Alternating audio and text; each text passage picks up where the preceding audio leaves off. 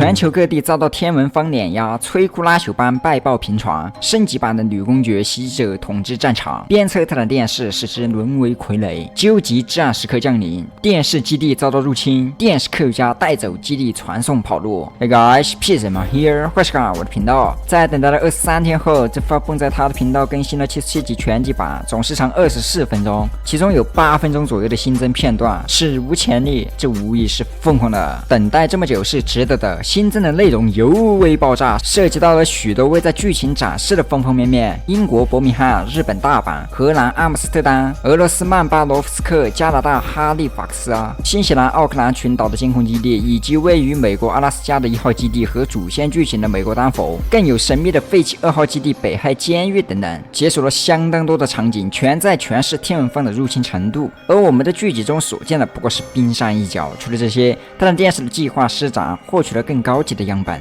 但他将自己露在了天文风的屠刀面前，险些危及基地的同时，自己也被寄生了。请带着这些新增内容与我一起重新回顾，我将尽可能盘点解析理论其中细节。看前警戒，视频内容难保有数位过度解读，在这集理性看的问题，并积极参与讨论。在正式开之前，希望大家可以给我这个小小的赞。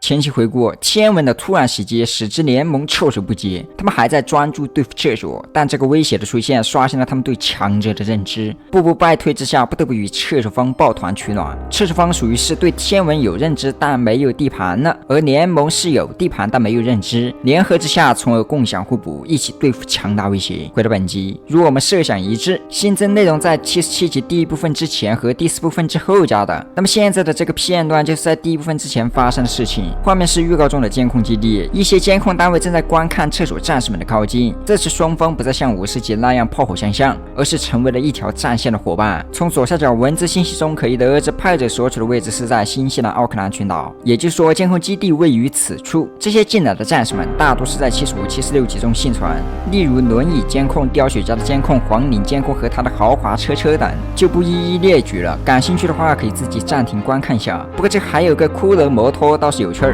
监控工程师正向外奔跑，还省略了一些看不到的伤者。这时一只手打断了派尔者继续查看，是一位女变种战士。从她的外观来看，可能是75集中的这位女变种战士，其脸部伤疤几乎是一样的。现在武装了2根炮管以及防护镜和挡板，所以看起来有些差异。外观上无论是伤疤还是接臂都能对上，不过脸型怎么感觉还是有些区别？难道是把头发去了的原因？但我感觉应该就是她，因为其中活着的几个也都在这里。她接过派尔者并与之交流。嘿，小伙计，你的伙伴其实还可以抢救一下，但你们却不管不顾。如果没有我们，他们就会嘎。那么从现在开始，你们的基地就是我们的基地。他说完后便和颜悦色地看着，包括后面飞着的和伸头看的。那么这里就对上了为什么在第1部分时精英战士会施予援手的原因。他们边救援联盟成员，边告知联合的消息。蓝宝在地球的另一边因不可抗拒的因素而消息阻塞，所以当大使人第一次见到精英战士时有戒备心。随后雪花闪烁，画面切到了另一个地方，这里天还是亮着的。从下方的文字信息来看，派者的位置处于俄罗斯哈巴罗夫斯克，北半球位于我国边境，与黑龙江府院市隔江相望。这里也遭到了入侵，其中有艘巨大的天文单位驶过，看起正脸的4方炮管应该是天文湮灭机，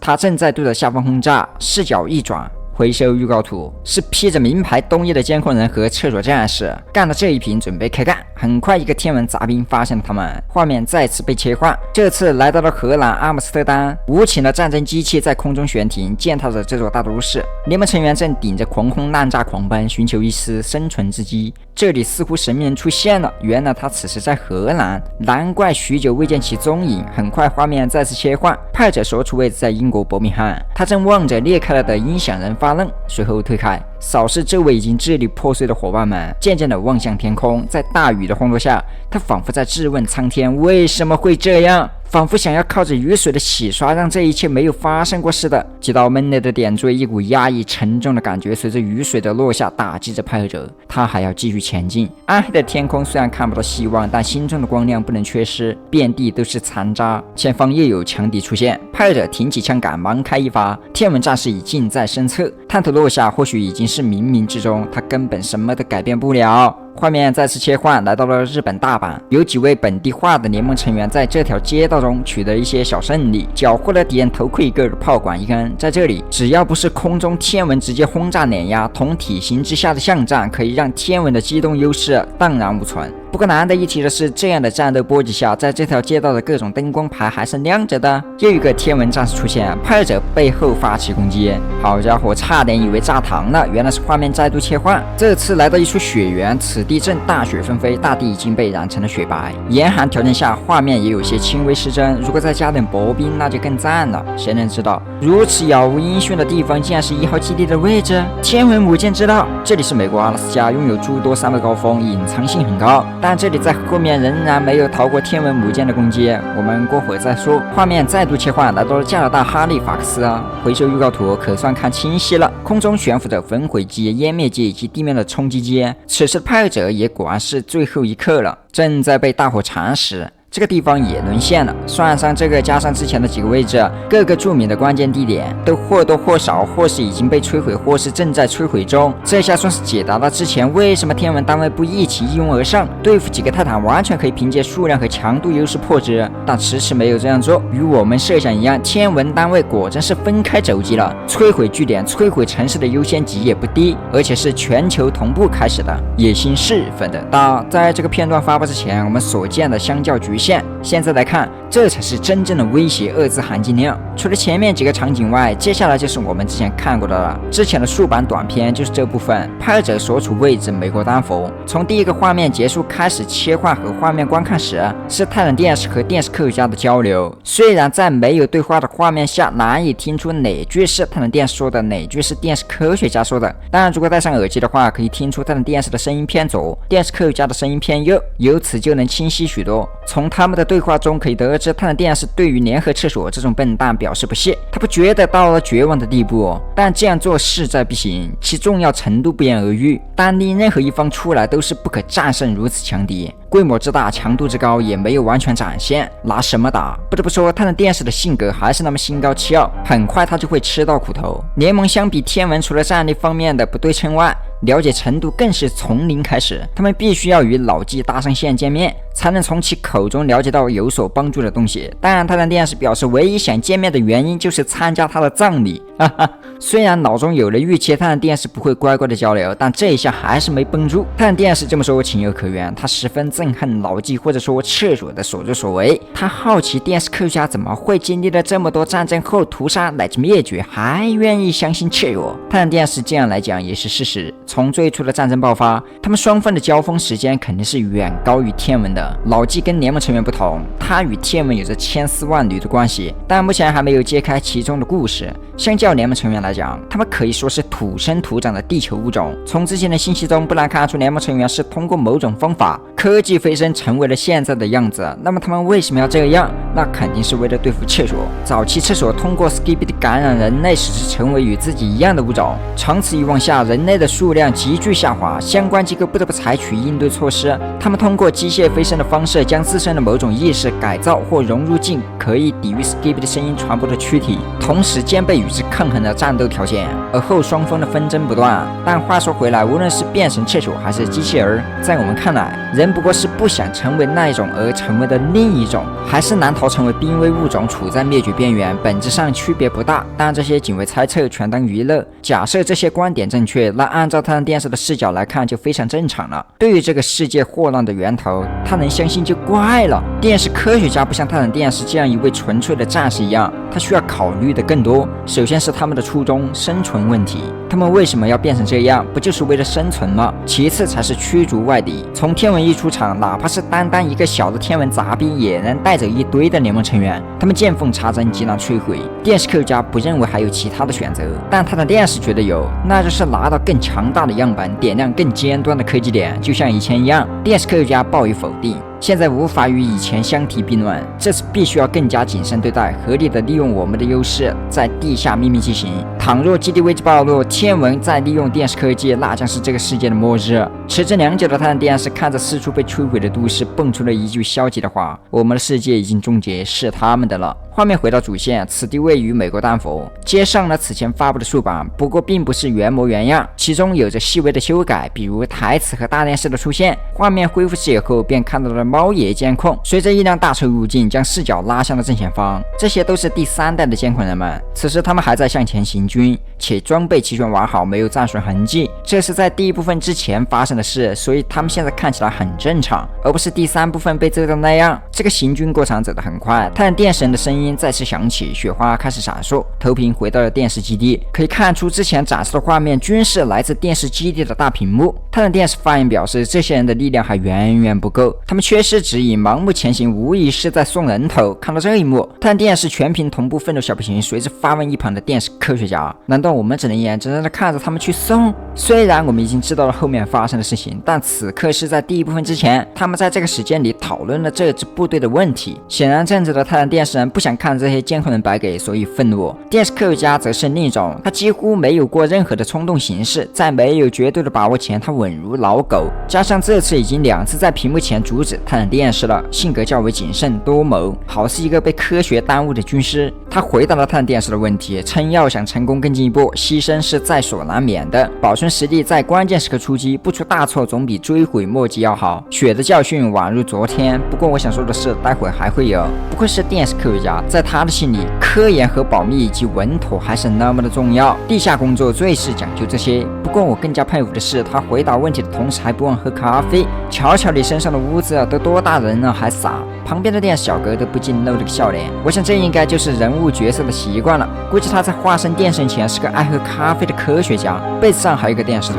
除了这些个细节，泰坦电视看电视手中还有一个遥控器，原来这大屏幕是给泰坦电视准备的。看这个大小，估计这遥控器一板砖下去，伤害也不会低。与数版不同的是，这里有着大电视，泰坦电视身上的机械臂正在缝合。秘密武器我不说，想必大家都知道了。我们继续。泰坦电视听后怒斥电视科学家是个无用的人，要不了多久，没有地方会是安全的。随后用指头端了一下旁边的小电视，可爱呢。电视科学家为了打消泰坦电视的忧心，说音响人的动态。关于音响人，他们一直都在紧锣密鼓地准备着他们的舰队，给他们点时间，他们会来的，这些事他们会处理。假设泰坦电视出去的话，天文就会派出更加强大的单位来对付泰坦电视。很明显，我们已经在第3部分看到了，从这些话都不难看出泰坦电视是真的心系这些监控大头兵，哪怕不顾自己的安危。就像第3部分的那句，你们的泰坦不希望你们无意义的去送，但至少从中我们还获得了影响人的消息。他们一直在准备，且在这集中仍然还没有正面出现，看来要憋一手大的，不然难以改变现在的格局。随后泰坦电视说道，这是我的计划，与数版有所差异，将 The 改成了 Man。 明确的计划就是泰坦电视了，估计之前的数版就是在打哑谜。这部分的许多台词修改算是明确了，那具体什么计划？就是拯救监控大兵的同时获取更强大的样板，从而用于技术突破。不过这个计划也间接导致了电视基地危机。马上我们就能看到泰坦电视转头看见了大荧幕，套娃视角继续，同时说道，今天一切都会改变。是啊，某种意义上来讲确实改变了，甚至基地位置都改变了。短暂黑屏后接上第1部分，中间的内容可以去看之前的解析。我们直接跳到新增部分，派者转头开始进入黑暗。注意看，在转头期间能隐约看到个监控无人机，这个在第4部分是没有的，它将承载待会儿拍摄画面的作用，所以说剧集内容以全集版为准。这次的传送格外的顺利，没有再遭到第3者的打断。投屏返回，不再是大荧幕，而是块平板。拍者抬头看到了泰坦电视拖着残躯从黑暗中出现，他踩着沉重的步伐进前。电视科学家看到了泰坦电视这个样子，直呼看看你自己为什么要留下来。我想这个是指泰坦电视明明可以走，却因为得到样本而留下来与天文主宰战斗吧，导致成为了现在这个面目全非的样子。泰坦电视将得到的主宰手炮放在一旁，并表示我给你带了样本，就像个孩子一样。关于为什么不走这点，我们之前已经理论过了，基本上是正确的，就不再过多说了。相信听得细致的人也听出来了。从泰坦电视进门那一刻起，黑暗中的雷鸣声便未曾停歇。当电视科学家又想问问题时，他发觉了异常，传送门没有关。这里能看到黑暗由纯黑色渐渐夹杂了红色，众人望去，颜色越来越浓烈，一股不好的感觉袭来。派者赶紧看向平板，画面投向了外面的监控无人机，拍到了事情的经过。只见一团黑暗在一股红色旋风似的气流中间夹着没有散去，而操纵者正是天文袭击者。他果真已经来到了这个地方。一击不见如隔三秋，他进行了升级。此时可以看到他的飞盘正在剧烈旋转，响起了的机械轰鸣，同时自身两侧某种装置正在散发红色烟雾，周围的气场仿佛都改变了。那么黑烟不散，传送通道就是打开的。可能天文袭击者通过这样的手段加速旋转飞盘，再同时通过散发的红色烟雾改变了周围的气场结构，形成了类似旋风的参照，强行控制或压缩黑烟区域，使之无法消散。基地里的黑烟也被夹杂着这样的颜色，难道这就是头顶5条杠的含金量？小小的体型，大大的作用。来到这里不久，他还有天文女公爵，好家伙，变成了人形。预告中的人形竟然就是女公爵本爵，真就是一击不见如隔三秋啊！难道找不到太冷监控就来找太冷电视吗？他的身后还有个更大的圈圈，强者的象征，比如斗尊、神环、化身器等等。当然这只是比喻。这样的圆盘还剩2个，头顶一个，背后一个，可以说电力十足，一个媚眼就能电死一众强者。他一来就表示：“你以为你走去哪儿，小可爱？”随后他机械臂伸出，大环开始剧烈旋转，很快4只机械臂深入烟雾之中，投屏结束，回到基地。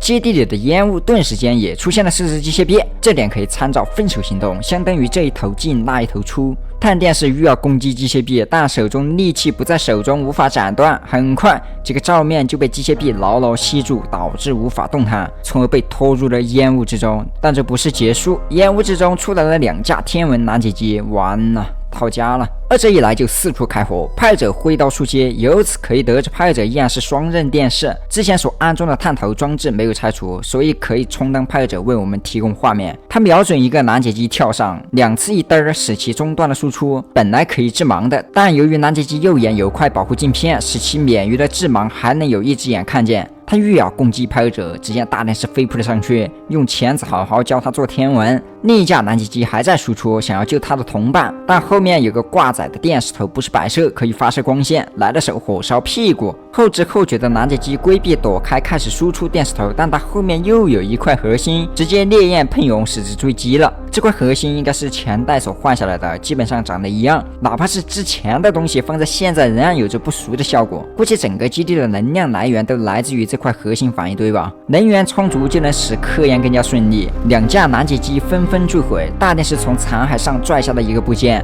是定位装置，与之前遇到的拦截机一样，纵使躯体毁坏仍然可以自爆，2者立刻飞起躲避。整个基地此时被破坏成了一锅粥，电视科学家也花屏了，电视小哥也被干得屏幕碎裂，但不影响另一个小电视开心了一瞥。这里可以看到精密大摄影人还健在，而拍摄外面画面的则是交给了监控无人机。一波未平一波又起，响起了警报。投屏过去来到了雪山，此时的天文母舰已经凌空，同时下方的转动口正在预热充能。很快，短暂无声寂静之下，巨大的能量从母舰下方喷出，顿时间整个区域从落点扩散爆炸开来，所过之处化为灰飞。1号基地就这样草率下线了。如此恐怖的能量输出，对比之前的主宰炮弹还算是保守了，这得要什么级别才能抗衡呢？遥遥无期。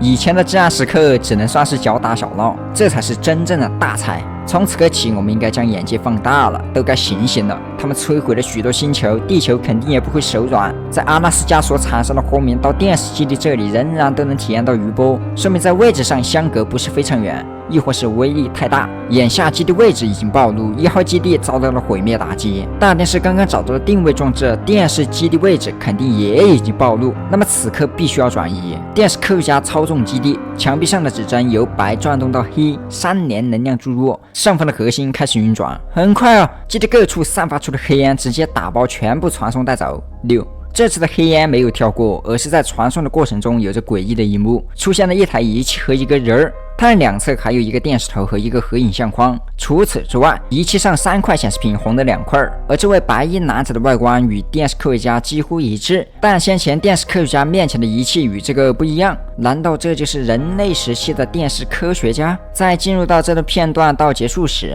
四周有着像是人对话的声音，无奈听不清，也没有字幕，再次给了一些遐想空间。这里的镜头有着干扰，导致画面模糊不清，最直接的便是看不清相框上与谁的合照，而这个干扰滤镜几乎与之前开始时一模一样。当时的说法是在精神层面的交流，那这里会不会也是呢？感觉有人原型的不简单，估计电视科学家会像开始一样有一条线，我们未来再看吧，估计不会凭空出现这一幕。等到再次正常时，来到了2号基地，北海的废弃监狱海岸，这里周遭是海，看起来安全许多。但众人的未来又该要规划一下了，是等着音响人来 C， 还是埋头继续搞科研，我们都不得而知，只觉得很绝望。而更绝望的是，探长电视的噩梦开始了，他被拉了回来，手无缚鸡之力暴露在天文强者面前。天文女公爵上来就是鞭策，像极了农场主训斥不听话的圈养动物。3人开始互飙狠话。天文女公爵表示：“你觉得这疼痛怎么样？”探长电视回复：“这些可伤害不了我。”天文袭击者则表示：“这只不过是个开始。”很快，天文女公爵示意旁边的天文运输机拖舱的一个部件，这个部件靠近后直接倒扣在了探长电视胸前，随后开始剧烈旋转。纵使探长电视如何拨开，仍然无济于事。很快，这个装置便嵌入了探长电视的能量核心，先前的紫色也随之消散，替代的是代表着天文的红色。完了，天文袭击者对探长电视说道：“服是你的新主人。”随后，天文女公爵向我们抖眉，伴随着探长电视的核心攻击，监控无人机下线，本集完。天哪！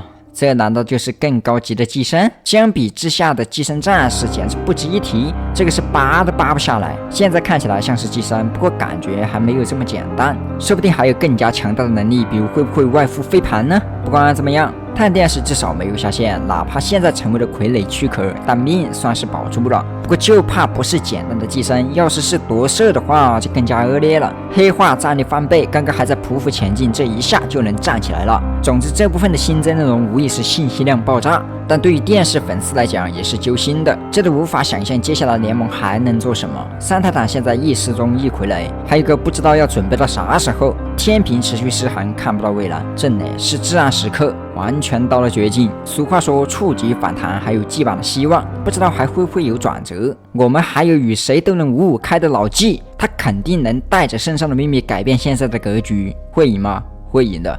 你也可以将你的想法写在评论区。好了，本期的视频内容到这了，如果大家喜欢的话，记得不要忘记点赞关注。我是皮斯邦，我们下个视频再见。